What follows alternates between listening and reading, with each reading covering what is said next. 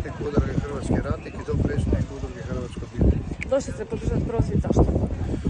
Pa došao sam prvo na inicijativu godišnje Monike koja nas je zvala i informirala o čem se tu radi i naša dužnost kao mene kao hrvatskog branitelja i sve ostale stvari koje zastupam da dođe na bilo koje mjesto u Republici Hrvatskoj da branim ono što pripada na ovo je tipično oduzimanje slobode, kretanja, odluke u životu. Mi smo u ratu borili se zato da bi hrvatski narod imao kompletno pravo odluke, pravo razmišljanja, pravo glasa.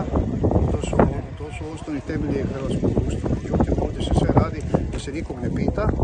To sam ja ovdje vidio u ovim planovima. Znači, potpuna devastacija prirode. Znači, neće stranac doći ovdje gledati betone, ni ništa, nego će doći na prirodu već godina.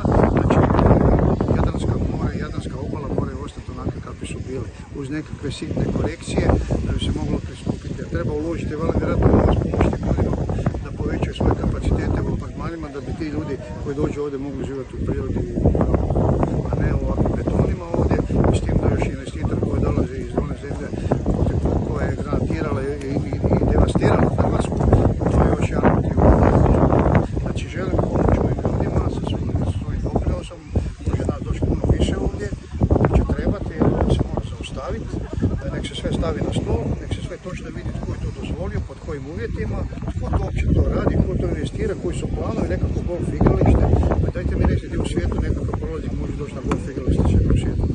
Znači ovo se tu izgradi, ne zaboravite na slobodu kretanja, na slobodu tih ljudi koji imaju turiste u kući, njihovi turisti neće moći doći ovdje da ih kupati, to je prirodno koji ima taj hotel.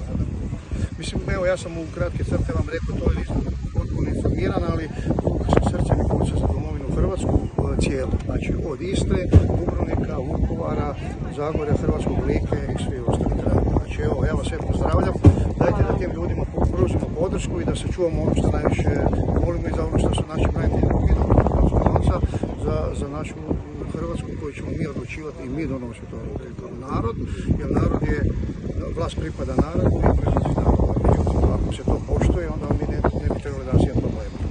Hvala vam.